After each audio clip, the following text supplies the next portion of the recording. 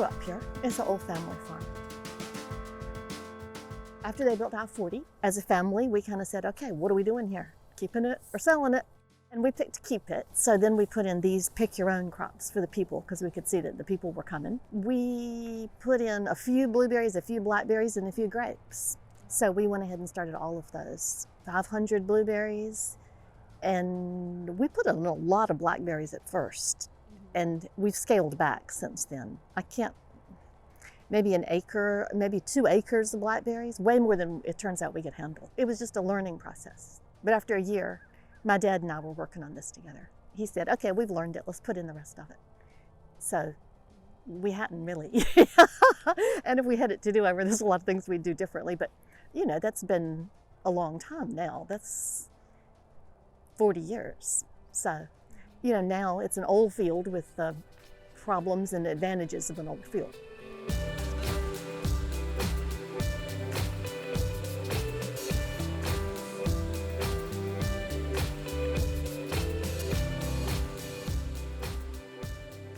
It's an old pasture land, and we got Bermuda grass out here.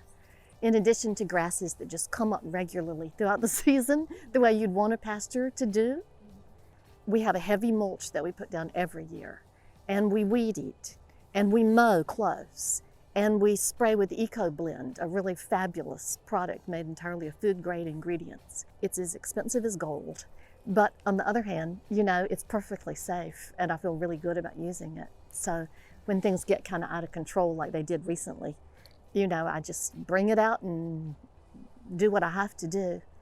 And then after that, you know, we can try to keep it down through other ways. And in the fall, we hand pull the Bermuda grass on the whole blueberry field. We go through with, actually a hammer is the best tool for getting it out. You know, for years we used Roundup to control it. And we had more at the end of 20 years than we had to begin with. Because when you spray with Roundup, it kills everything. And then what comes back quickly to fill that empty spot with no competition? Bermuda grass. So every row is lined, that we used to spray with Roundup is lined with Bermuda grass now that just creeps in. So, you know, pulling it out, once a year we just go through the field and pull it out.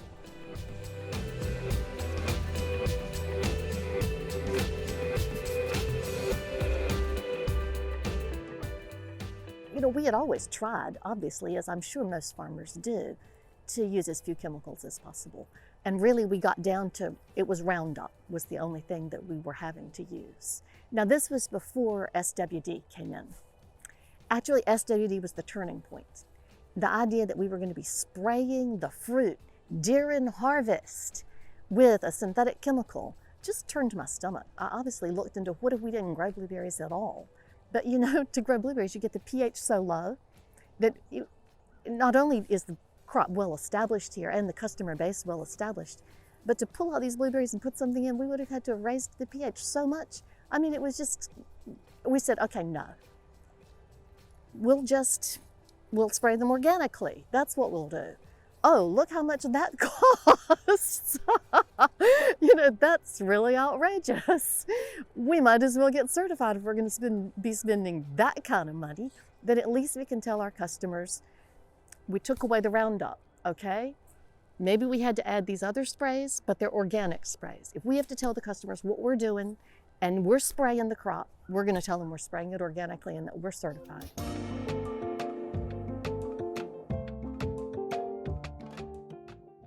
You know, I'm still learning about some of them. Like, I was very excited about Vernon because another farmer told me I was going to love Vernon.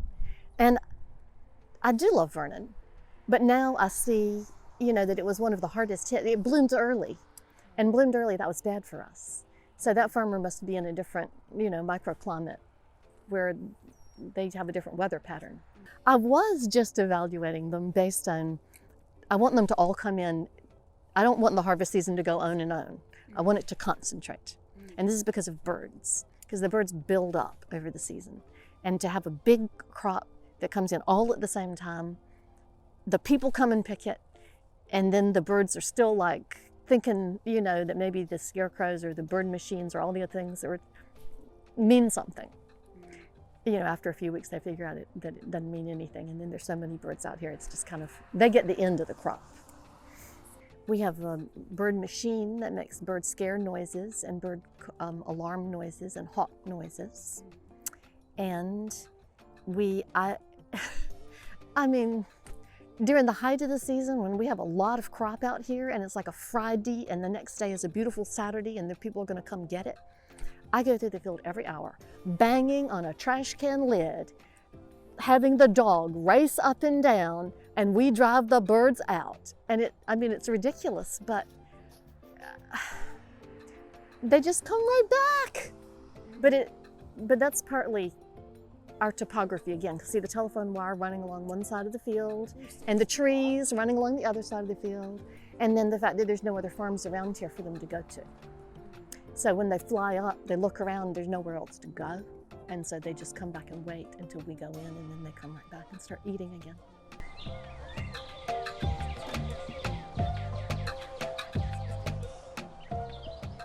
We have an electric fence, that keeps the deer out. We had to have that for deer. And it, to some extent, possibly keeps out raccoons and possums and things too, a little tiny bit. At least it makes a perimeter.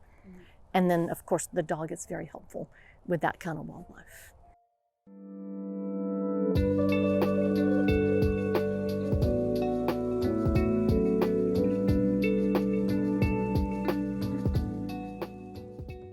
If it's a long, hot summer, then the grapes ripen up faster, and they'll start sometime in August, and they'll go ahead and ripen, and we'll get them picked in September. But if it gets cool and rainy in September, then they'll just kind of hang on, not quite ripe yet, and we'll cut our hours, but we'll stay, but we're not done yet. We still got them out there. And it'll go into October, and some years it goes until we have a frost or a freeze. In our community, when we first started growing them, which was 35 years ago, most of the people who lived around here were from here. And people who were born in the South know muscadines and scuppernongs, and they know what they like. But then, the community around here has grown a lot of people who aren't from here. If you come from a colder climate, you've never tasted them in your life. And people would come and they'd go, "What is this? Don't you have any normal grapes? Like they have at the grocery store. Grapes without seeds, grapes without these skins." And we would say, "No, these are North Carolina grapes." And so we had to kind of educate people, but they weren't really with it. But then there's more and more different international people living here now. And that really drove a change in the customers who come here. Asian customers really love these grapes. There's a grape kind of like this that grows somewhere in Southeast Asia. And people are so happy to see it again.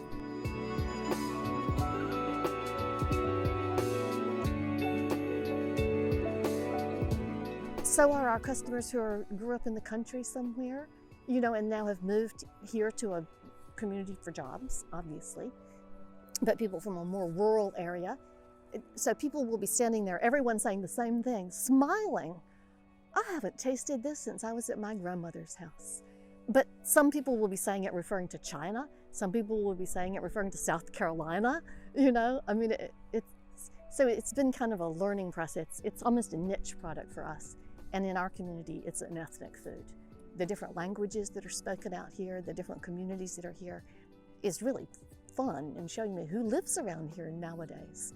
People have come to the research park, people have come to Duke Medical Center, or UNC Medical Center, or they're here for higher education, or they're here for some technical job, and their families are here, and their extended families are here, and they're here picking our grapes. So it's really fun. It's a completely different clientele from the people who pick the blueberries, which are the suburban families that live around us with their children. For example, the grape customers do not care that the grapes are certified organic. They never ask, they didn't want it to be, and they don't care if it is or if it isn't. It's just not important to them. Whereas the blueberry customers, those people are eating the blueberries for their health. This is a healthy product. We want our children to pick these and eat these, Oh, and they're certified organic. That's great. This is the healthiest food you can eat. So it's just a whole different approach.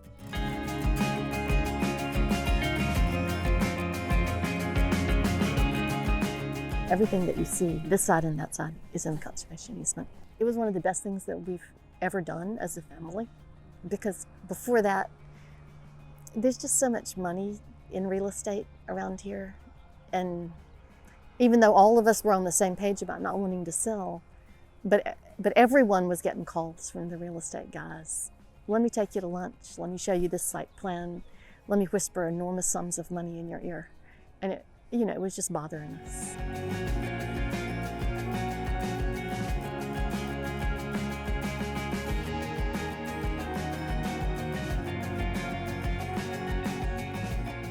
Farming is a multi-year thing, obviously. You do something this year to improve your situation next year, and the year after that, and the year after that. Everything is an investment.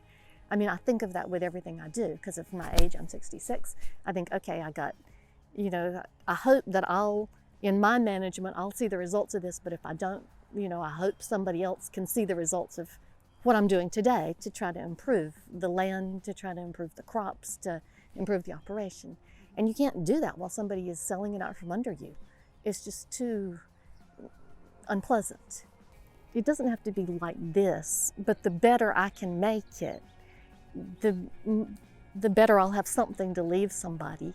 And the one good thing about all the extreme paperwork required to be certified organic is that it leaves a paper trail of exactly what I've done and how much it cost to do it and what results I got and what date I did it, and I mean, someone can look at it and decide for themselves, is this, something that would work or not work.